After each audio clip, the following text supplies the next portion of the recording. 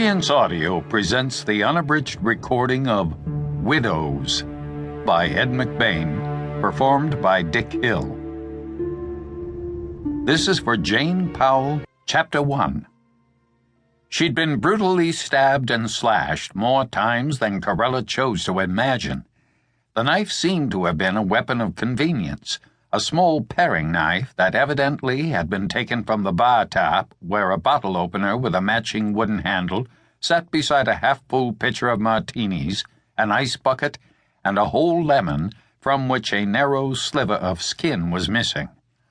Someone had been drinking a martini, with a twist.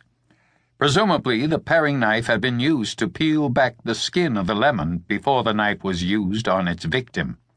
The martini was still on the coffee table alongside which she was lying. The lemon twist lay curled on the bottom of the glass. The paring knife was on the floor beside her. The blade was covered with blood. She was bleeding from what appeared to be 100 cuts and gashes. "Natural blonde," Monahan said. She was wearing a black silk kimono patterned with oversized red poppies.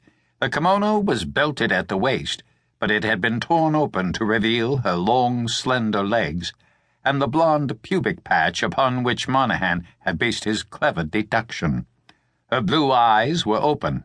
Her throat had been slit.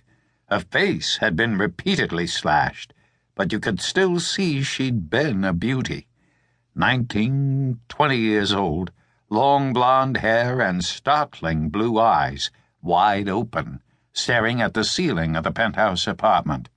Young, beautiful body under the slashed black kimono with poppies the color of blood. The men in suits and jackets stood around her, looking down at her, plastic and case ID cards clipped to their coat collars. Monahan and Monroe from Homicide North, Detective 2nd Grade Steve Carella from the 8-7, Detective 3rd Grade Arthur Brown, same precinct. Nice little gathering here at a little past 8 on a hot, muggy night late in July. Monahan and Monroe kept staring down at the body as if pondering the mystery of it all.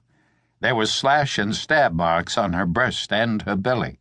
Her wounds shrieked silently to the night. The insides of her thighs had been slashed. There was blood everywhere you looked. Torn white flesh and bright red blood, shrieking. The men were waiting for the medical examiner to arrive. This weather, cars and people all over the streets, it took time to get anywhere. There was a pained look on Carella's face. Brown looked angry, the way he normally did, even when he was deliriously happy. "Girls like this, they can get in trouble, this city," Monroe said. Carella wondered, girls like what? "You get a young, pretty girl like this one," Monahan said. "They don't know what this city is like." "What this city can do to you," Monroe said. "This city can do terrible things to young girls," Monahan said. They stood there with their hands in the pockets of their suit jackets, thumbs showing, identical navy blue suits and white shirts and blue ties, looking down at the dead woman. Girl, they had called her. 19, 20 years old at most.